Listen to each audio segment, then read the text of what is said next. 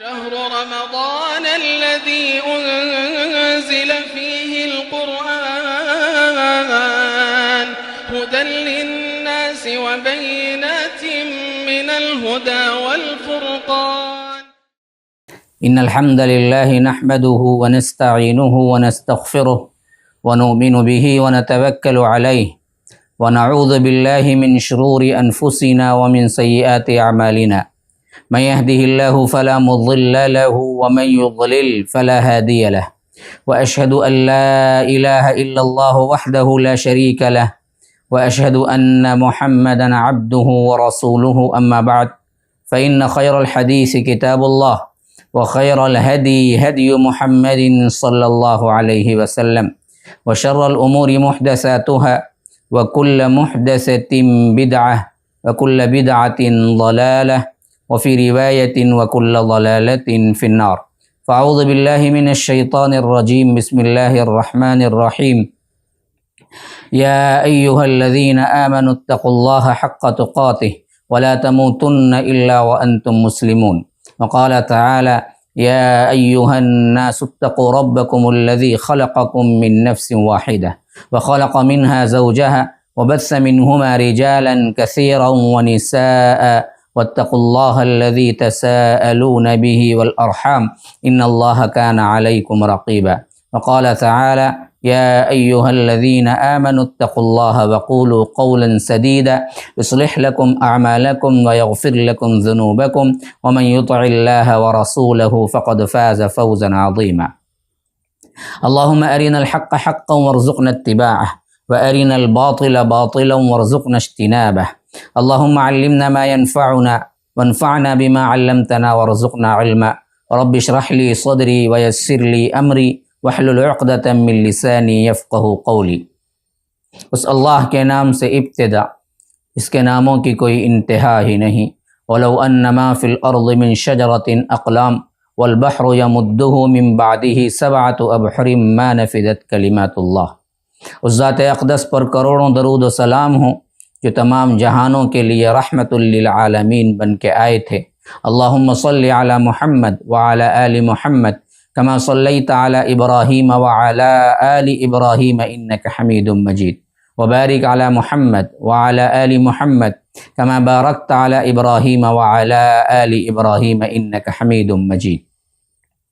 برادران اسلام، واجب الاحترام بزرگوں، دوستوں، عزیز ساتھیوں، لائق احترام ماؤں اور بہنوں، رمضان المبارک کی ان راتوں میں آپ لوگوں کے سامنے بعنوان تاریخ دعوت و عزیمت، خلافت بنی امیہ سے خلافت عثمانیہ تک، اس کے سیریز اور آپ کے پاس اس کے ایپیسوڈ پہنچ رہے ہیں.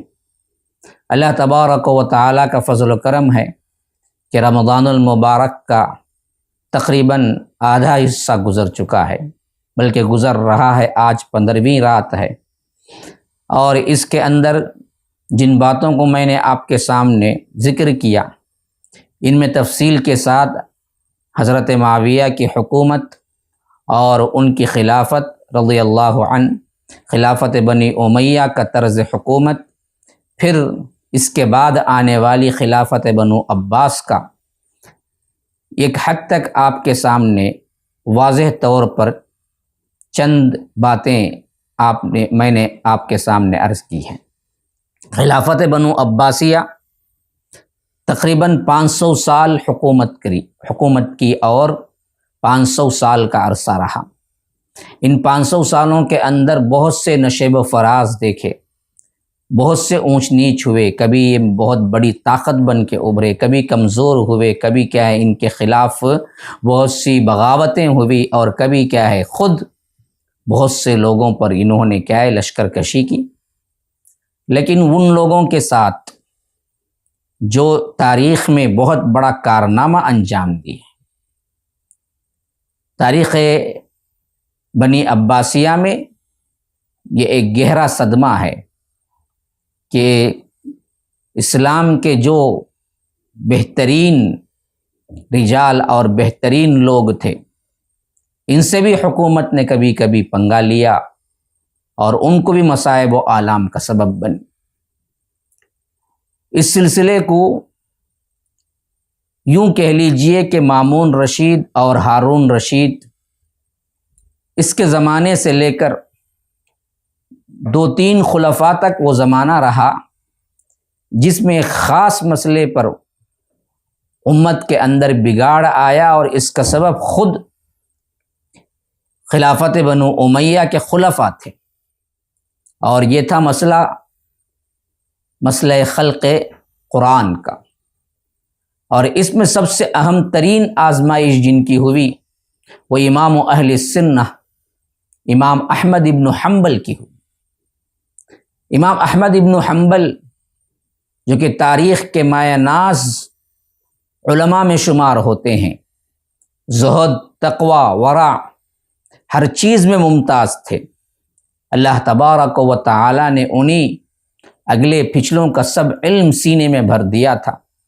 ان کے ہم عصر علماء ان کے تعریفیں اور ان کی مدح اور ان کے بارے میں جو الفاظ کہتے ہیں، اگر اس کو نقل کیا جائے تو اس کے لیے الگ سے ایک عنوان چاہیے۔ امام احمد ابن حنبل کے زمانے میں یہ مسئلہ بڑا شدید زور پکڑا، اور اس میں خاص کر خلافت عباسیہ کے خلفاء رہے، اور انہوں نے بزور شمشیر تلوار کے زور پہ لوگوں سے منوانا چاہا۔ کئی علماء قتل ہوئے، کئی لوگ اپنے عقیدے سے ہاتھ دھو بیٹھے، کئی بڑی سنگین مصیبتیں آئی۔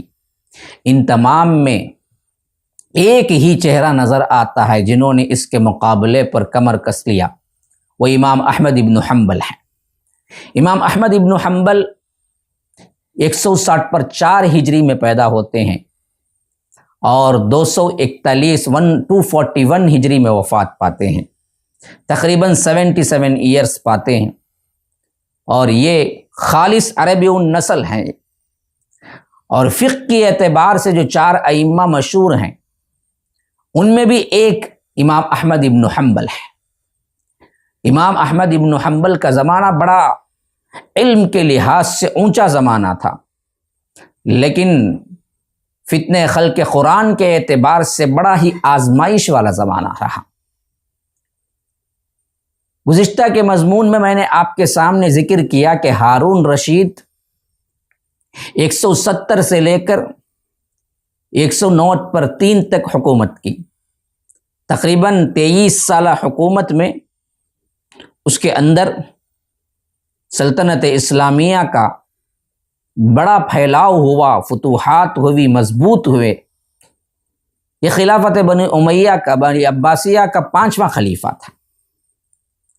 اسی کے دور حکومت کے آخری ایام میں یہ فتنہ اٹھا تھا، لیکن اس میں اتنی شدت نہیں آئی تھی جو کہ بعد میں آئی۔ پھر اس کے ہارون رشید کے 2 بیٹے امین اور مامون یہ خلافت کے معاملے میں جھگڑے، اور اس معاملے میں امین صرف 1 سال چند دن حکومت کر سکا۔ پھر اس کے بعد مامون غالب آ گیا، اور مامون کی حکومت ایک عرصے تک ایک اچھی لمبی حکومت رہی۔ میں آپ کو اس کی تاریخیں بتاتا ہوں۔ دیکھیے، مامون رشید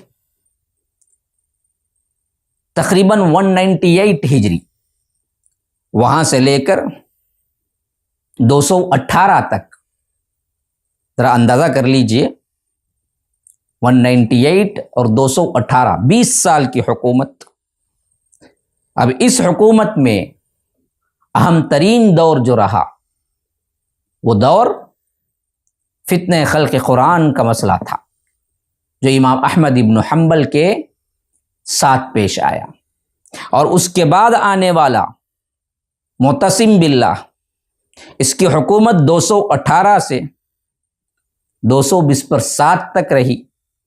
یہ بڑی شدید ترین دور رہا، اور ایک معتزلی کے اعتبار سے، خلق قرآن، فتنہ خلق قرآن کے اعتبار سے بڑا شدید طور پر اس بات کا قائل تھا کہ قرآن مخلوق ہے، اور اس کے دور میں ہی بڑے بڑے واقعات پیش آئے جو اہل قرآن کے اعتبار سے جو لوگ اس عقیدے کو نہیں مان رہے تھے ان کے ساتھ۔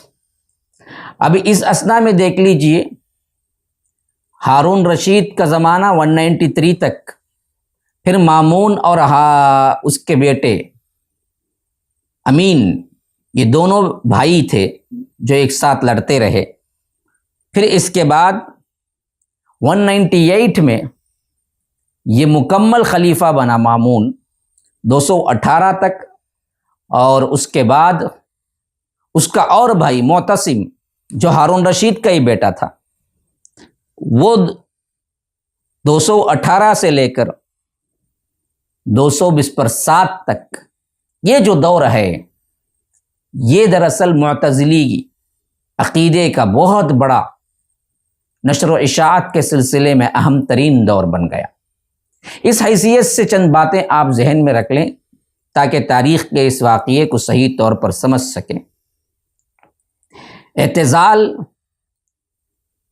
یہ ایک فتنہ تھا جو کہ اس دور میں سب سے زیادہ ابھر کے سامنے آیا۔ جو اسلاف اور سلف کا عقیدہ تھا اس سے ہٹ کے فلسفے پر اپنے عقیدے کی بنیاد رکھے، اور معتزلہ لوگ آہستہ آہستہ اس عقیدے کا پرچار کرتے رہے، جس میں اہم ترین باتوں کا جو اسلام کے اندر کیا ہے بنیاد تھی اس کا انکار کرتے رہے یا اس کی توجیحات کرتے رہے۔ جیسے ایک زمانہ آج سائنس کا ہے اور قرآن اور حدیث کی باتوں کو ہم سائنس سے پرکھتے ہیں، اور سائنس کی اگر تائید مل جائے تو ہم خوش ہو جاتے ہیں اور اعلان کہتے پھرتے ہیں، لیکن اگر سائنس کی تائید نہیں ملتی تو ہم اس میں مشکوک ہو جاتے ہیں یا شکوک و شبہات پیدا کرتے ہیں، یا آ کر حدیث کی خلاف یا حدیث کو ضعیف کرنے کی کوشش کرتے ہیں۔ جیسا آج کا دور کیا ہے، سائنسی دور ہے، جس میں پھر ایک مرتبہ وہی سلوک قرآن و حدیث سے ہو رہا ہے جو ایک مرتبہ اس سے پہلے فلسفے کے اندر ہوا تھا، جسے فلسفی کہتے ہیں۔ عقل کو سب سے اہم ترین مقام پہ رکھو، اور وہ سب چیزیں جو اسلام نے عقائد میں بنیادی طور پر باتیں بتائی ہیں اس کو عقل سے پرکھو۔ عقل اور فلسفے پہ بات صحیح ہے تو مان لو، عقل اور فلسفے پہ بات نہیں اترتی ہے تو پھر تو کیا ہے، ہم بہت اہم ترین عقیدہ کیوں نہ ہو ہم اس کو نہیں مانیں گے۔ یہ اعتزال کا اصل فتنہ تھا، اس پر مفصل گفتگو انشاءاللہ کل آئے گی۔ یہ فتنہ جو اٹھا تھا، اس فتنے کے تحت انہوں نے اپنی کلامی بحث میں، اپنی عقلی سوچ میں یہ سوچنے لگے کہ اللہ کا کلام اللہ تبارک و تعالی کی ذات کی طرح ہے، خالق کی ذات کی صفت ہے، یا آ کر مخلوق ہے۔ حالانکہ یہ سوچنے کی کوئی ضرورت ہی نہیں تھی، اللہ کے رسول صلی اللہ علیہ وسلم نے اس کی طرف دعوت دی نہیں، صحابہ اس کی طرف دعوت نہیں دیے، امت کا بہترین حصہ تابعین اس کی طرف دعوت نہیں دیے۔ یہ ایک عجیب طرح کا فتنہ تھا جس میں قرآن پہ سوچ کرنے لگے اور قرآن پر فتویٰ لگانے لگے، حالانکہ جو چیز واضح تھی وہ بات یہ تھی کہ اللہ کی صفت کلام ہے، اور کلام اللہ اللہ کی صفت ہے۔ جیسے اللہ خالق کی صفت، کلام اللہ جیسے اللہ تبارک و تعالی مخلوق نہیں ہے، ہمیشہ سے ہے، ہمیشہ رہے گا بعینہ ہی، اسی طرح اللہ کا یہ علم، یہ کلام بھی مخلوق نہیں ہے، ہمیشہ سے ہے، ہمیشہ رہے گا، مسئلہ ختم۔ تو قرآن مخلوق نہیں ہو سکتا، قرآن خالق کی صفت ہے۔ تو یاد رکھیے اس معاملے میں بڑا واضح طور پر اسلاف کے عقیدے اور اسلاف کی طرف سے ہمیں معلومات پہنچائی گئی تھی جس میں کوئی بحث ہی نہیں تھی، کوئی بڑا مسئلہ ہی نہیں تھا۔ لیکن جب فکری طور پر ان لوگوں نے سوچنا شروع کیا اور اس وقت کے فلسفے کو ملا دیا، جس طرح آج ہماری بہت سے دعات یا آ کر متاثرین جو سائنس کے اعتبار سے ہوتے ہیں یا دنیا کو کیا ہے اسلام کے نظریے سے نہیں سمجھاتے بلکہ سائنسی نظریے سے سمجھاتے ہیں کہ اسلام حق ہے، ان لوگوں کے لیے بھی آج کئی کوششیں، کئی کیا ہیں ایسی چیزیں پیش آتی ہیں جو انکار کرتے ہیں یا تو بحث میں پڑھتے ہیں، حالانکہ یہ عقیدے کی چیز ہے اور اسلام محتاج نہیں ہے سائنس کی تائید کرنے پر۔ سائنس تائید کرے گی تو اسلام کی بات مانی جائے گی، سائنس تائید نہیں کرے گی تو اسلام کی بات نہیں مانی جائے گی۔ یہ عقیدہ ہمارا نہیں ہے۔ کتاب و سنت کی خالص طور پر دلائل کی بنیاد پر عقیدہ ہے کہ جو بات ثابت ہو گئی، خواہ اور سائنس لاکھ انکار کرے، لیکن ثابت ہو گئی ہم اس کو مانتے ہیں۔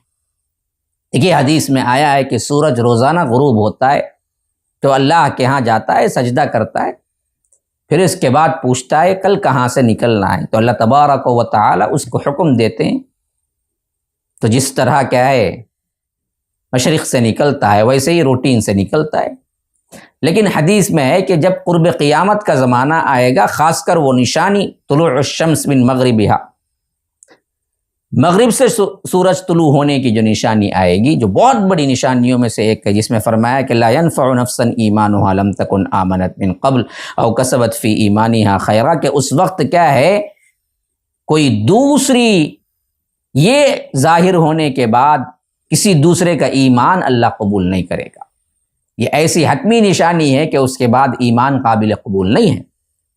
تو اب یہ حدیث دراصل کیا ہے، آج کے سائنس سے بالکل ٹکراتی ہے۔ سائنس تو کہتی ہے کہ کہیں کیا ہے سورج جاتا بھی نہیں ہے نہ آتا ہے، دونوں زمین کے ساتھ کیا ہے سورج کا ایک کیا ہے ایک کشش، ایک دائرہ ہے جس پر وہ گھوم رہے ہیں۔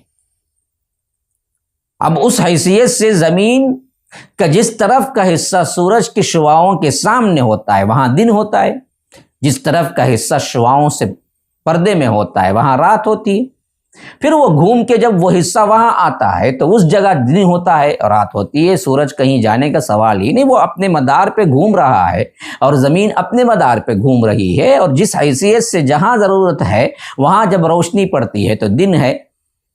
آج ہندوستان، یہاں پر ہم انڈیا میں ہیں تو یہاں رات ہے، لیکن کیا ہے یہ حصہ چھپا ہوا ہے، امریکہ میں دن ہوگا امریکہ میں تو یہاں رات ہوگی۔ تو سورج کا کہیں جانا یہ تصور کے خلاف ہے سائنس کے، لیکن حدیث میں ہے کہ سورج غروب بھی ہوتا ہے، جاتا بھی ہے، سوال ہوتا بھی ہے، پھر مغرب سے طلوع ہوگا، جو کہ سائنس کے حساب سے وہ بھی ایک ناممکن ہے۔ اب بعض لوگ جب کیا ہے سائنسی تائید ہی میں اسلام کو سمجھتے ہیں تو وہ لوگ یا تو اس کو منکار کرتے ہیں یا بخاری پر لعن طعن کرتے ہیں یا آ کر دقیانوسی باتیں کہتے ہیں یا فلاں، یا اپنے ایمان کو خراب کرتے ہیں، حالانکہ انہیں حکم یہ نہیں دیا گیا کہ تم اس سائنس کی تائید پر جو بات ملے وہی مانو۔ اسلام اس سے مبرہ ہے، اسلام محتاج نہیں ہے سائنس کی تائید کا کہ سائنس تائید کرے تبھی بات کیا ہے بنے گی۔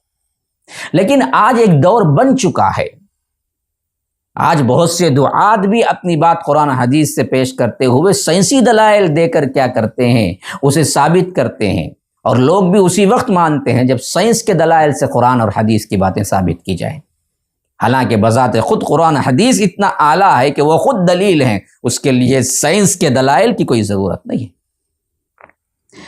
تو یہ حالت جو آج ہے، اسی حالت کو آپ سمجھنے کے لیے فلسفہ لے آئیے۔ وہ عقل کا ایک اور میدان تھا، ایک اور ترازو تھا، اس میں دراصل جو بات ان کو سمجھ آتی تھی وہ دراصل مانتے تھے، جو سمجھ نہیں آتی وہ نہیں مانتے۔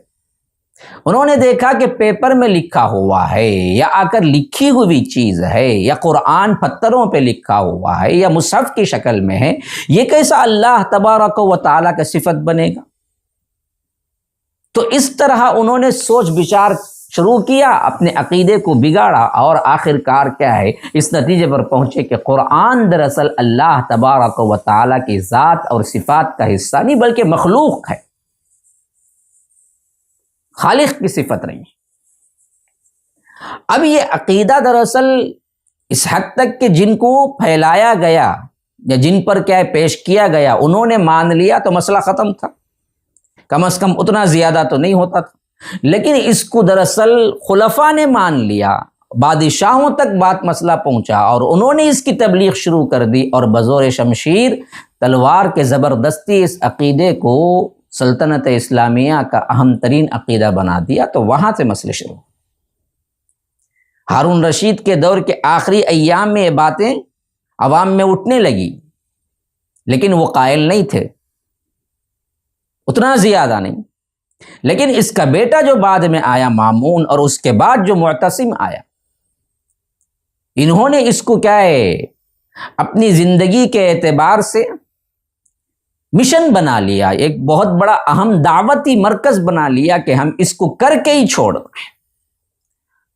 تمام عمال کو، تمام حاکموں کو خط لکھا گیا کہ عوام سے اس بات پر کیا ہے منواؤ، بڑے بڑے علماء کو جمع کر کے مباحثے کرواؤ، مناظرے کرواؤ، ان کو منوانے رکھو، اگر کوئی نہیں کرتا یا انکار کرتا اس کے لیے سزاؤں کا اہتمام کرو۔ مارا گیا، قتل کیا گیا، بعضوں نے تو کیا ہے بہت سے ڈر کے مارے قبول بھی کر لی۔ لیکن اس میدان میں اب سب سے اہم ترین جو چٹان بن کے کھڑے رہے، استقامت کا، ایمان کا پہاڑ بنے، وہ امام احمد ابن حنبل ہے۔ ان کے زمانے میں یہ واقعہ ان کی زندگی کے اندر بہت اہم۔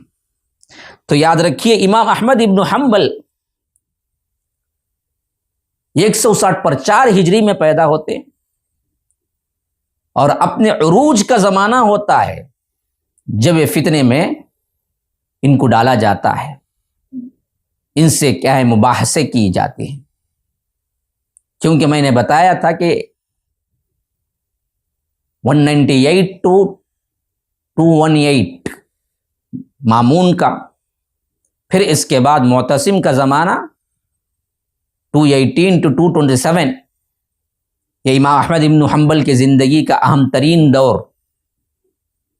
64 اٹھا لیجئے تو تقریباً اس وقت ان کی عمر 40 کے اوپر رہی ہوگی۔ اللہ نے عمر بھی دی تھی، 77 سال دیے تھے، 77۔ تو اس زندگی کے اندر انہیں یہ بہت بڑا مقابلہ اللہ تبارک و تعالی نے ان کے لیے خاص دراصل کیا ہے وہ ایمانی قوت دی تھی۔ مشہور روایات کے مطابق امام احمد ابن حنبل کے جو بیٹے ہیں صالح اور عبداللہ بن احمد، انہوں نے اس بات کی تصدیق کی ہے کہ امام جو پیدا ہوئے وہ دراصل ربیع الاول 160 پر 4 ہجری تھی، اور اس کے بعد کوئی اور شہادت کی ہمیں ضرورت نہیں ہے۔ تاریخی اعتبار سے 164 میں پیدا ہوئے۔ بغداد بچپن ہی میں ان کے ماں آ گئے۔ اصل میں ان کی ماں جب یہ پیدا ہوئے تو فوری طور پر باپ کا انتقال ہو گیا۔ بعض کہتے ہیں کہ حمل لے کے بغداد میں آئے تھے، باپ پہلے ہی وفات پا چکے تھے۔ بعض روایتوں میں ہے کہ 2 سال کے تھے ان کی وفات ہوئی۔ بہرکیف جو بھی ہو، بچپن ہی میں بغداد آ گئے تھے، اور بعض کہتے ہیں کہ ولادت بغداد میں ہوئی، اور یہی اصح ہے۔ اور یہاں پر بغداد دارالسلطنت تھا، عباسیوں کا پارلیمنٹ بھی یہیں تھا، تو اس حیثیت سے بہترین علوم و فنون اور بڑے بڑے لوگوں کو انہوں نے کیا ہے دیکھا، اور ان کے پاس بیٹھے اور علم حاصل کیا۔ امام احمد ابن حنبل 16 سال سے علم کے لیے سفر کرنا شروع کیا، اور ہر جگہ پہنچے، مکہ، مدینہ، حجاز۔ ہر وہ عالم جو اس وقت موجود تھا اور جس کے پاس علم لینا ضروری تھا، امام احمد ابن حنبل وہاں پہنچتے ہیں اور وہاں ان کے شاگرد بنتے ہیں۔ امام شافعی رحمہ اللہ کے ممتاز ترین شاگردوں میں امام احمد ابن حنبل ہے، اور امام احمد ابن حنبل کے شاگردوں میں ممتاز ترین شاگرد امام بخاری بھی ہیں، امام مسلم بھی ہیں، امام ابو داؤد بھی ہیں۔ دیکھیے، ایک طرف فقہا کا ایک سلسلے کی اینڈنگ ہے، تو محدثین کے دوسرے سلسلے کی شروعات ہے۔ تو امام شافعی رحمہ اللہ امام احمد ابن حنبل کے استاد ہیں، اور امام احمد ابن حنبل امام بخاری، امام مسلم، امام ابو داؤد کے استاد ہیں۔ تو کیا زمانہ پایا ہوگا، کیسے شاگرد ملیں، کیسے استاد ملیں۔ تو اسی لیے کہتے ہیں کہ 16 برس کی عمر میں انہوں نے کیا ہے سفر شروع کر دیا اور حدیث کی سماعت سننا اور اس کے لیے خاص کلاسز اٹینڈ کرنا، اور اس میں خاص طور پر امام ابو حنیفہ کے شاگرد رحمہ اللہ، ان کے شاگرد تھے ابو یوسف، امام ابو یوسف کے حلقہ درس میں بھی بیٹھا کرتے تھے، ان سے بھی کیا ہے آپ نے پڑھا ہے۔ اور اسی طرح حج کے لیے جب گئے تھے 180 ہجری میں، تو وہاں پر عرب علماء جو کچھ تھے بڑے بڑے مکے کے اور مدینے کے، تو وہاں پر بھی انہوں نے تعلیم حاصل کی۔ پھر یمن جا کر عبد الرزاق الصنعانی، ان سے بھی علم حاصل کیا، اور اسی طرح پھر ان دنوں جو سامرا تھا، جو بہت بڑا علمی گہوارہ تھا، علم کا مرکز تھا جو شہر، وہاں پر بھی گئے، وہاں کے علماء سے بھی انہوں نے کیا کیا تھا علم حاصل کیا تھا۔ احمد ابن حنبل اپنی طرز معاشرت، اپنی زندگی کے اعتبار سے بے انتہا سادہ زندگی گزارنے والے تھے۔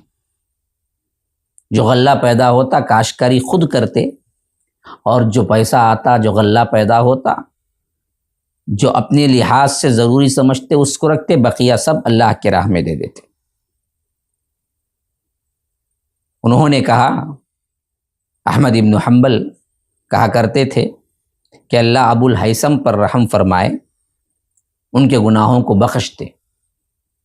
تو بیٹے کہتے ہیں کہ میں نے ایک مرتبہ پوچھا یہ ابو الہیثم کون ہے؟ فرمایا جس دن جلاد مجھ کو درے مارنے لے جا رہا تھا تو ایک شخص مجھے راستے میں ملا اور مجھ سے کہا کہ میں مشہور چور ابو الہیثم ہوں، اور 12 میں نے چوری کی ہے، اور کئی مرتبہ پکڑا گیا ہوں، گرفتار ہوا ہوں، لیکن میں نے اپنی عادت نہیں چھوڑی۔ میں باطل پہ رہتے ہوئے میں نے اپنی عادت نہیں چھوڑی، اور آپ حق پر ہیں تو دیکھیے ان کے مار اور ان کے کوڑوں کی وجہ سے آپ عقیدے کو نہ تبدیل کرنا۔ خلق قرآن کے مسئلے میں تو ایک چور کی اس بات سے حضرت امام احمد ابن حنبل کہتے ہیں کہ میری زندگی کے اندر وہ استقامت آئی، وہ استقلال آیا، جو میں نے اس کے بعد اگر پہاڑ پر بھی وہ درے اور وہ کیا ہیں تازیانے لگائے جاتے تھے وہ بھی پارا پارا ہو جاتے، لیکن امام احمد ابن حنبل نے اپنی استقامت ثابت کر دیا، اپنی زندگی میں ثابت کر دیا کہ ایمان پہاڑ سے زیادہ مضبوط ہے۔ تو غرض کہ امام احمد ابن حنبل کا یہ واقعہ جو فتنہ خلق قرآن کا تھا وہ خود بیان کرتے ہیں کہ مامون جو معتزلی علماء کے اکسانے پر اس عقیدے کو تمام سلطنت میں رائج کرنا چاہتا تھا، تو اس نے کیا کیا، حکام کو لیٹر لکھا، اور اس کے بعد وہ معلوم ہوا کہ امام احمد ابن حنبل اس بات کو ماننے والے نہیں، انہیں ڈرایا گیا، دھمکایا گیا، جیل ڈالا گیا، سختیاں کی گئی۔ انہوں نے کہا کہ نہیں، کتاب و سنت کی کوئی دلیل میرے پاس لاؤ تو میں مان لیتا ہوں، اگر نہیں ہے کتاب و سنت کی کوئی دلیل، حتیٰ کہ کئی مرتبہ انہیں کیا ریکویسٹ کی گئی، بڑے بڑے عہدوں کا لالچ دیا گیا کہ میں آپ کو مقرب ترین مصاحب بنا لوں گا، میں وزیر بنا لوں گا، آپ اس کو مان لیجئے۔ تو انہوں نے ایک مرتبہ پوچھا کہ آپ عباسی خاندان کے ہیں، اس حیثیت سے میں پوچھتا ہوں کہ آپ کے دادا پردادا پھر پیچھے جاؤ اللہ کے رسول صلی اللہ علیہ وسلم کے خاندان سے تو ہو، تو اللہ کے رسول صلی اللہ علیہ وسلم کی دعوت کیا تھی؟ بادشاہ نے جواب دیا لا الہ الا اللہ کی طرف بلانا۔ تو کہا کہ کیا اس میں یہ بھی شامل تھا کہ قرآن مخلوق اور غیر مخلوق، اس بارے میں وضاحت کر کے کیا ہے دعوت دو؟ تو بادشاہ چپ ہو گیا، خاموش، سمجھ نہیں آ رہا تھا کیا جواب۔ تو ایسے کئی مرتبہ انہوں نے کیا ہے دندان شکن جواب دیے، اور انہیں بتایا کہ دیکھو یہ غیر ضروری مسئلہ ہے، لیکن اگر اس پر بات کی جائے گی تو میں اس پر ڈنکے کی چوٹ پہ کہوں گا کہ یہ قرآن مخلوق نہیں ہے۔ یہاں تک ریکویسٹ کی گئی کہ آپ صرف قرآن کہیں، کلام اللہ کہیں، مخلوق بھی نہ کہیں اور غیر مخلوق بھی نہ کہیں، تبھی بھی ہم چھوڑ دیں گے۔ تو انہوں نے کہا کہ نہیں، اب تصریح کرنا ضروری ہو گیا، عوام اس سے خدشے میں مبتلا ہوگی، خاموشی اختیار نہیں کی جا سکتی۔ اب میں کہوں گا کہ القرآن کلام اللہ غیر مخلوق، یہی اللہ کا کلام ہے، مخلوق نہیں ہے۔ یہاں سے آزمائش کا سلسلہ شروع ہوتا ہے، حکم دیا جاتا ہے بادشاہ کی طرف سے، پابا زنجیر، زنجیروں میں باندھ کر میرے پاس پہنچاؤ، میں خود امام احمد ابن حنبل سے بات کروں گا، اگر وہ نہیں مانے تو میں خود اپنے ہاتھوں سے قتل کروں گا، میں خود منواؤں گا۔ اب امام کے پاس یہ بات پہنچائی جاتی ہے تو امام ہاتھ اٹھا دیتے ہیں، کہتے ہیں اے اللہ، اس معاملے میں برحق ہوں، تیری مدد کا طالب ہوں، اس فاسق کے پاس مجھے پہنچانا۔ اے اللہ تبارک و تعالیٰ، تیرے سے ہی دعا ہے کہ تو حفاظت کر، اگر میں حق پہ ہوں تو میری حفاظت فرما۔ یہ دعا کا کرنا تھا، حالات پلٹا کھائے۔ کیسے پلٹا کھائے انشاءاللہ وہ اگلی مجلس میں آپ کے سامنے رکھوں گا۔ ھذا وباللہ التوفیق، صلی اللہ وسلم علی نبینا محمد۔ اسأل اللہ لی ولکم ولسائر المسلمین من کل ذنب فاستغفروہ انہ هو الغفور الرحیم۔ والسلام علیکم ورحمۃ اللہ وبرکاتہ۔